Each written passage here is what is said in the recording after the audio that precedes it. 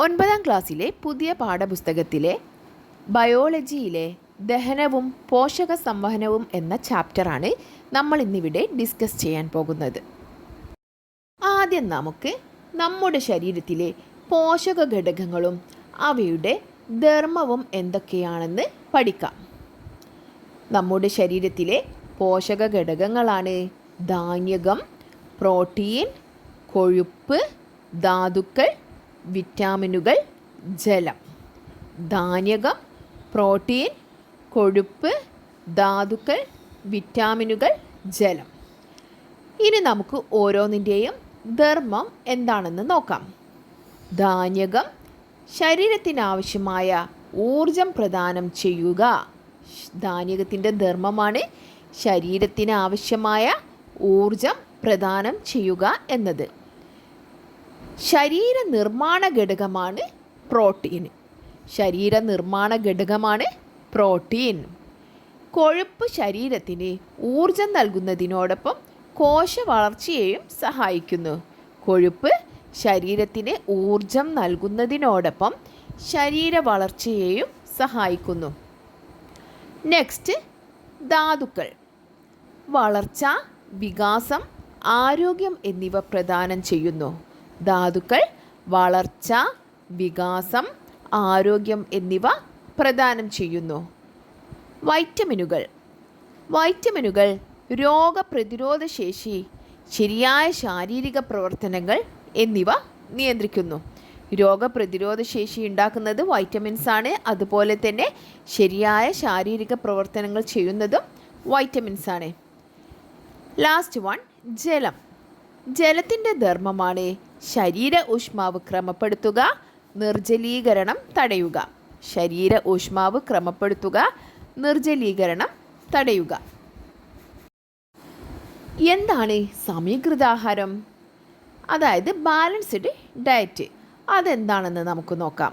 എല്ലാ പോഷക ഘടകങ്ങളും ശരിയായ അനുപാതത്തിൽ ലഭിക്കുന്ന ഭക്ഷണമാണ് സമീകൃതാഹാരം. എല്ലാ പോഷക ഘടകങ്ങളും ശരിയായ അനുപാതത്തിൽ ലഭിക്കുന്ന ഭക്ഷണമാണ് സമീകൃതാഹാരം. അപ്പോൾ നമുക്കൊരു ഫുഡ് പ്ലേറ്റ് എങ്ങനെയാണ് ഉണ്ടാക്കുന്നതെന്ന് നോക്കാം. ഫുഡ് പ്ലേറ്റ് ഉണ്ടാക്കുന്നത് ഒരു പ്ലേറ്റിൻ്റെ പകുതി ഭാഗം പഴങ്ങളും പച്ചക്കറികളും, 1/4 ഭാഗം ധാന്യങ്ങളും, 1/4 ഭാഗം പ്രോട്ടീൻ അടങ്ങിയ ഭക്ഷണങ്ങളും.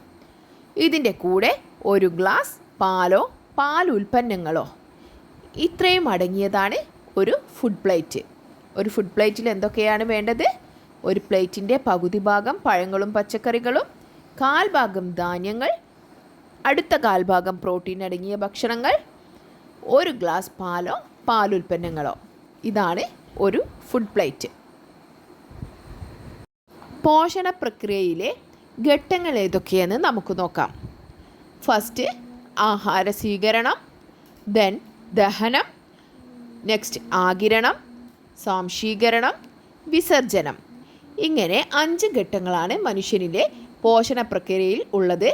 1 ആഹാര സ്വീകരണം, 2 ദഹനം, 3 ആഗിരണം, 4 സ്വാംശീകരണം, 5 വിസർജനം. അടുത്തത് അമീബയിലെ പോഷണം. അമീബ ഒരു ഏകകോശ ജീവിയാണെന്ന് നമുക്കെല്ലാവർക്കും അറിയാമല്ലോ. അപ്പോൾ അമീബയിൽ എങ്ങനെയാണ് പോഷണം നടക്കുന്നതെന്ന് നമുക്ക് നോക്കാം. അമീബയിൽ ആഹാരത്തെ കോശത്തിനുള്ളിലാക്കാൻ സഹായിക്കുന്ന ഭാഗമാണ് കപടപാദം.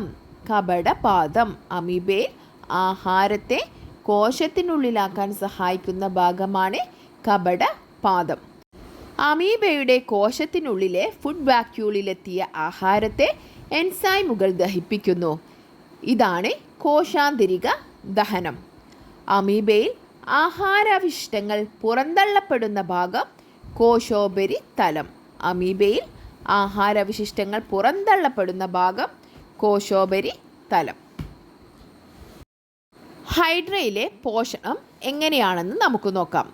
ഹൈഡ്രയിൽ ഇരയെ മരവിപ്പിച്ച് വായ്ക്കുള്ളിലാക്കി ശരീര അറയിൽ എത്തിക്കാൻ സഹായിക്കുന്ന ഭാഗമാണ് ടെൻറ്റക്കിൾ.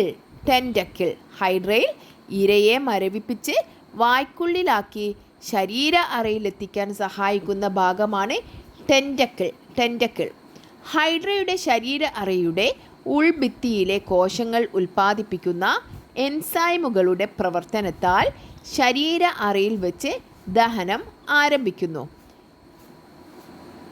ഹൈഡ്രയുടെ ശരീര അറയുടെ ഉൾഭിത്തിയിലെ കോശങ്ങൾ ഉൽപ്പാദിപ്പിക്കുന്ന എൻസൈമുകളുടെ പ്രവർത്തനത്താൽ ശരീര അറയിൽ വെച്ച് ദഹനം ആരംഭിക്കുന്നു.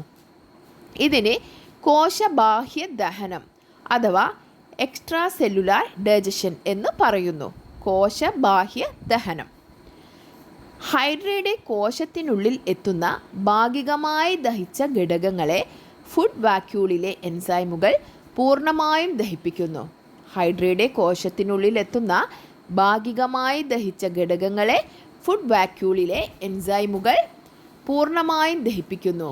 ഇതിന് പറയുന്ന പേരാണ് കോശാന്തരിക ദഹനം അഥവാ ഇൻട്രാസെല്ലുലാർ ഡൈജഷൻ. കോശാന്തരിക ദഹനം അഥവാ ഇൻട്രാസെല്ലുലാർ ഡൈജഷൻ. ഹൈഡ്രയിൽ ഭക്ഷണാവശിഷ്ടങ്ങൾ പുറന്തള്ളപ്പെടുന്നത് വായിലൂടെയാണ്. ഹൈഡ്രയിൽ ഭക്ഷണാവശിഷ്ടങ്ങൾ പുറന്തള്ളപ്പെടുന്നത് വായിലൂടെയാണ്. എന്താണ് ദഹനം അഥവാ ഡൈജഷൻ?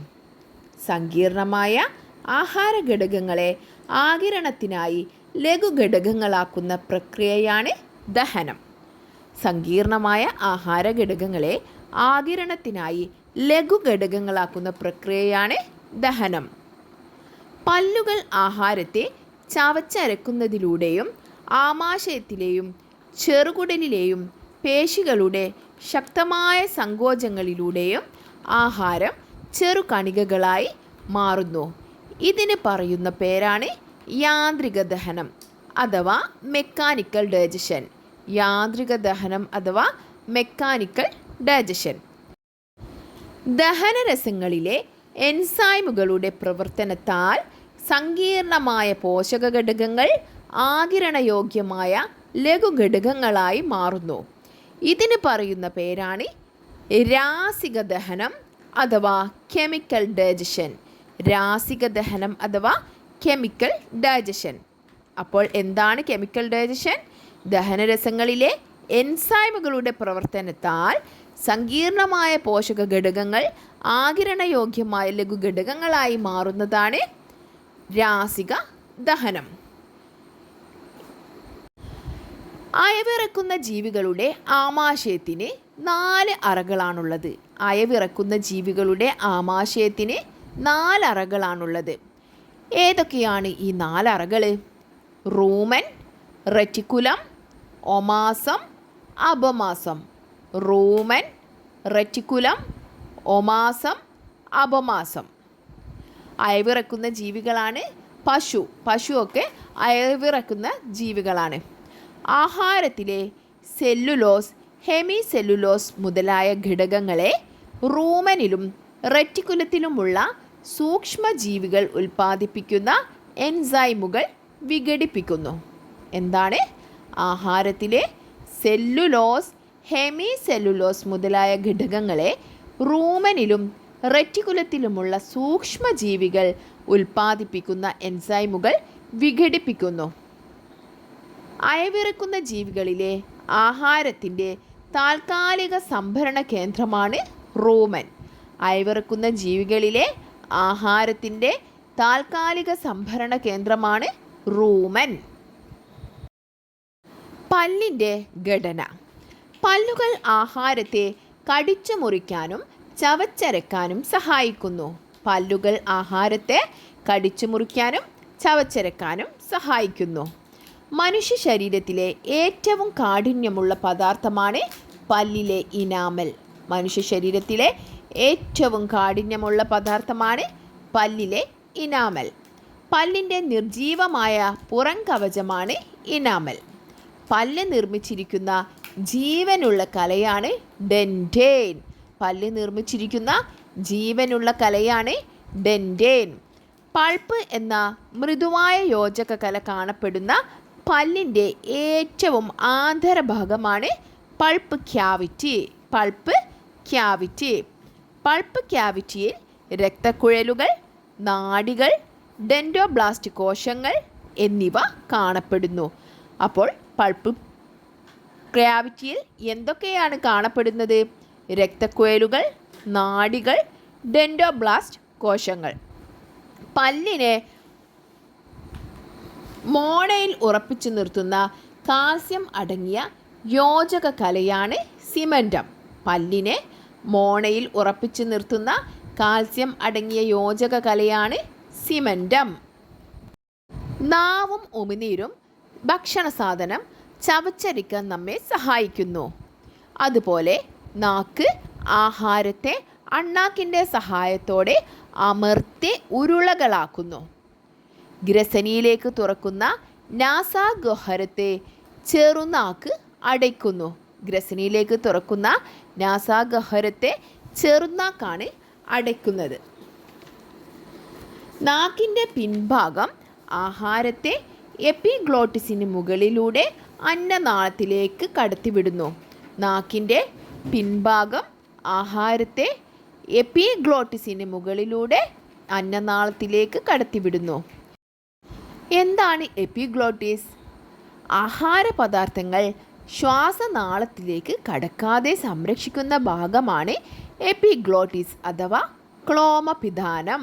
ആഹാര പദാർത്ഥങ്ങൾ ശ്വാസനാളത്തിലേക്ക് കടക്കാതെ സംരക്ഷിക്കുന്ന ഭാഗമാണ് ക്ലോമപിധാനം അഥവാ എപ്പിഗ്ലോട്ടിസ്. ഗ്രസനിയിലേക്ക് തുറക്കുന്ന നാസാഗഹ്വരത്തെ അടയ്ക്കുന്നതാണ് ചെറുനാക്ക്. ഗ്രസനിയിലേക്ക് തുറക്കുന്ന നാസാഗഹ്വരത്തെ അടയ്ക്കുന്നതാണ് ചെറുനാക്ക്. എന്നാൽ ആഹാര പദാർത്ഥങ്ങൾ ശ്വാസനാളത്തിലേക്ക് കടക്കാതെ സംരക്ഷിക്കുന്നത് ക്ലോമപിധാനമാണ്. ആഹാരം അന്നനാളത്തിലേക്ക് കടക്കാതിരിക്കാൻ ശ്വാസനാളം മുകളിലേക്ക് ഉയർന്ന് എപ്പിഗ്ലോട്ടിസ് കൊണ്ട് അടയ്ക്കുന്നു. എങ്ങനെയാണ് ഇത് പ്രവർത്തിക്കുന്നത്? ആഹാരം അന്നനാളത്തിലേക്ക് കടക്കാതിരിക്കാൻ ശ്വാസനാളം മുകളിലേക്ക് ഉയർന്ന് എപ്പിഗ്ലോട്ടിസ് കൊണ്ട് അടയ്ക്കുന്നു. ഇനി നമുക്ക് ദഹന വ്യവസ്ഥയെക്കുറിച്ച് നോക്കാം. ദഹന വ്യവസ്ഥയുടെ പ്രധാന ഭാഗങ്ങളാണ് വായ്, അന്നനാളം, ആമാശയം, ചെറുകുടൽ, വൻകുടൽ, മലാശയം, മലദ്വാരം എന്നിവ. വായ്, അന്നനാളം, ആമാശയം, ചെറുകുടൽ, വൻകുടൽ, മലാശയം, മലദ്വാരം. ഉമിനീർ ഗ്രന്ഥി ഉൽപ്പാദിപ്പിക്കുന്ന ഉമിനീരിലെ സലേവറി അമിലേസിൻ്റെ സഹായത്തോടെ അന്നജത്തിൻ്റെ ദഹനം ആരംഭിക്കുന്ന ഭാഗമാണ് വായ്. ഉമിനീർ ഗ്രന്ഥി ഉൽപ്പാദിപ്പിക്കുന്ന ഉമിനീരിലെ സലേവറി അമിലേസിൻ്റെ സഹായത്തോടെ. അപ്പോൾ ഉമിനീരിലെ എൻസൈം ഏതാണ്? Salivary amylase. ഇതിൻ്റെ സഹായത്തോടെ അന്നജത്തിൻ്റെ ദഹനം ആരംഭിക്കുന്ന ഭാഗം നമ്മുടെ വായാണ്. ആഹാരത്തെ ആമാശയത്തിൽ എത്തിക്കുന്ന അന്നനാളത്തിലെ ചലനമാണ് പെരിസ്റ്റാൾസിസ്. ആഹാരത്തെ ആമാശയത്തിൽ എത്തിക്കുന്ന അന്നനാളത്തിൻ്റെ ചലനം ഏതാണ്? പെരിസ്റ്റാൾസിസ്. ഇനി ആമാശയം. ആമാശയ പേശികളുടെ ശക്തമായ പെരിസ്റ്റാൾസിസ് ആഹാരത്തെ കുഴമ്പ് രൂപത്തിലാക്കുന്നു. ആമാശയ പേശികളുടെ ശക്തമായ പെരിസ്റ്റാൾസിസ് ആഹാരത്തെ കുഴമ്പ് രൂപത്തിലാക്കുന്നു. ആമാശയത്തിൻ്റെ അവസാന ഭാഗത്തുള്ള പ്രത്യേകതരം വലയപേശി ആഹാരത്തെ മതിയായ സമയം ആമാശയത്തിൽ നിലനിർത്തുന്നു. ആമാശയ ഗ്രന്ഥിയിൽ ഉൽപ്പാദിപ്പിക്കുന്ന ആമാശയ രസത്തിലെ ഹൈഡ്രോക്ലോറിക് ആസിഡ് ആഹാരത്തിലെ രോഗാണുക്കളെ നശിപ്പിക്കുന്നു. അതുപോലെ തന്നെ pH ക്രമീകരിക്കുകയും ചെയ്യുന്നു. ഇനി ആമാശയ രസത്തിലെ എൻസൈമുകൾ ഏതൊക്കെയാണെന്ന് നോക്കാം. പെപ്സിൻ, ലിപ്പേസ് എന്നിവയാണ് ആമാശയ രസത്തിലെ എൻസൈമുകൾ. Pepsin, lipase. ഇനി പെപ്സിൻ്റെ ധർമ്മമാണ് പ്രോട്ടീനുകളെ ഭാഗികമായി ദഹിപ്പിക്കുക എന്നത്. കൊഴുപ്പിൻ്റെ ദഹനത്തെ സഹായിക്കുന്നത് ലിപ്പേസുകളാണ്. കൊഴുപ്പിൻ്റെ ദഹനത്തെ സഹായിക്കുന്നത് ലിപ്പേസുകളാണ്. ശ്ലേഷ്മം ദഹനരസങ്ങളുടെ പ്രവർത്തനത്തിൽ നിന്ന് ആമാശയ ഭിത്തിയെ സംരക്ഷിക്കുന്നു. ഇനി നമുക്ക് ചെറുകുടലിനെ കുറിച്ച് നോക്കാം. 6 മീറ്ററോളം നീളമുള്ളതും 2.5 സെൻറ്റിമീറ്ററോളം വ്യാസമുള്ളതും നീണ്ടു ചുരുണ്ടതും പേശീ നിർമ്മിതവുമാണ് ചെറുകുടൽ. അപ്പോൾ ചെറുകുടലിൻ്റെ നീളം എത്രയാണ്? 6 മീറ്റർ. ചെറുകുടലിൻ്റെ വ്യാസം 2.5 സെൻറ്റിമീറ്റർ. 2.5 സെൻറ്റിമീറ്റർ വ്യാസവും 6 മീറ്റർ നീളവുമാണ് ചെറുകുടലിന്.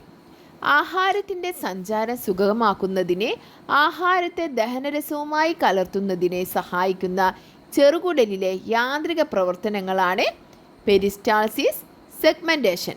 പെരിസ്റ്റാൾസിസും സെഗ്മെൻറ്റേഷനുമാണ് ചെറുകുടലിൽ നടക്കുന്ന യാന്ത്രിക ചലനങ്ങൾ. കരൾ, പാൻക്രിയാസ് എന്നിവ ഉൽപ്പാദിപ്പിക്കുന്ന ദഹനരസങ്ങൾ ചെറുകുടലിലെത്തി ദഹനത്തെ സഹായിക്കുന്നു. ചെറുകുടൽ ഉൽപ്പാദിപ്പിക്കുന്ന ഇൻറ്റസ്റ്റൈനൽ ജ്യൂസിലെ വിവിധ കാർബോഹൈഡ്രേറ്റുകൾ സങ്കീർണ കാർബോഹൈഡ്രേറ്റുകളെ ലഘുഘടകങ്ങളായ ഗ്ലൂക്കോസ്, ഫ്രക്ടോസ്, ഗാലക്ടോസ് എന്നിവയാക്കുന്നു. പ്രോട്ടീയേസുകൾ പ്രോട്ടീനുകളെ അമിനോ ആസിഡുകളാക്കുന്നു. ദഹനം പൂർണ്ണമാവുകയും ലഘുഘടകങ്ങൾ, ജലം, വിറ്റാമിനുകൾ, ധാതുക്കൾ എന്നിവയുടെ ആഗിരണം മുഖ്യമായി നടക്കുകയും ചെയ്യുന്ന ഭാഗമാണ് ചെറുകുടൽ. അപ്പോൾ ദഹനത്തിൽ ചെറുകുടൽ വഹിക്കുന്ന പങ്ക് വളരെ വലുതാണ്. ചെറുകുടലിൻ്റെ ആദ്യ ഭാഗമാണ് പക്വാശയം. ചെറുകുടലിൻ്റെ ആദ്യ ഭാഗം പക്വാശയം. ചെറുകുടലിൻ്റെ ഉൾഭിത്തിയിൽ ഉടനീളം കാണപ്പെടുന്ന വിരൽ പോലുള്ള ഭാഗങ്ങളാണ് വില്ലസുകൾ. വില്ലസുകൾ ചെറുകുടലിലെ ആഗിരണ പ്രതല വിസ്തീർണം അനേകം മടങ്ങ് വർദ്ധിപ്പിക്കുന്നു. വില്ലസിലെ പോഷകാകിരണത്തിനുള്ള പ്രാഥമിക പ്രതലം ഒറ്റനിര എപ്പിത്തീലിയൽ കോശങ്ങളാണ്. ഒറ്റനിര എപ്പിത്തീലിയൽ കോശങ്ങളാണ്. ഒരു ധമനി ശാഖ വില്ലസിലേക്ക് പ്രവേശിച്ച് രക്തലോമികകളെ രൂപപ്പെടുത്തുന്നു. വില്ലസിലെ ലോമികകൾ കൂടിച്ചേർന്ന് സിരയായി പുറത്തു പോകുന്നു. ഗ്ലൂക്കോസ്, ഫ്രക്ടോസ്, ഗാലക്ടോസ്, അമിനോ ആസിഡുകൾ എന്നിവയെ രക്തലോമികകൾ ആഗിരണം ചെയ്യുന്നു. എന്തിനൊക്കെയാണ് രക്തലോമികകൾ ആഗിരണം ചെയ്യുന്നത്? ഗ്ലൂക്കോസ്, ഫ്രക്ടോസ്, ഗാലക്ടോസ്, അമിനോ ആസിഡുകൾ. വില്ലസിലെ ലിംഫ് വാഹിയുടെ ശാഖയാണ് ലാക്റ്റിയൽ. വില്ലസിലെ ലിംഫ് വാഹിയുടെ ശാഖയാണ് ലാക്റ്റിയൽ. ലാക്റ്റിയലിലെ ലിംഫിലേക്ക് ഫാറ്റി ആസിഡ്, ഗ്ലിസറോൾ എന്നിവ ആഗിരണം ചെയ്യപ്പെടുന്നു. ലാക്റ്റിയയിലെ ലിംഫിലേക്ക് ഫാറ്റി ആസിഡ്, ഗ്ലിസറോൾ എന്നിവ ആഗിരണം ചെയ്യപ്പെടുന്നു. ഈ പാഠം ഒരു വലിയ പാഠമാണ്. അതുകൊണ്ട് തന്നെ ഇത് 2-3 ഭാഗങ്ങളായിട്ടാണ് ഇടുന്നത്. ഇത് പാഠത്തിൻ്റെ ഒന്നാമത്തെ ഭാഗമാണ്. അടുത്ത ഭാഗം പെട്ടെന്ന് തന്നെ അപ്ലോഡ് ചെയ്യുന്നതാണ്. അപ്പോൾ നിങ്ങൾക്ക് ഈ വീഡിയോ ഉപകാരപ്രദമായിട്ടുണ്ടെങ്കിൽ ഒന്ന് ലൈക്ക് ചെയ്യാം. അതുപോലെ നിങ്ങളുടെ ഫ്രണ്ട്സിനൊക്കെ ഒന്ന് ഷെയർ ചെയ്ത് കൊടുക്കുക. Thanks for watching.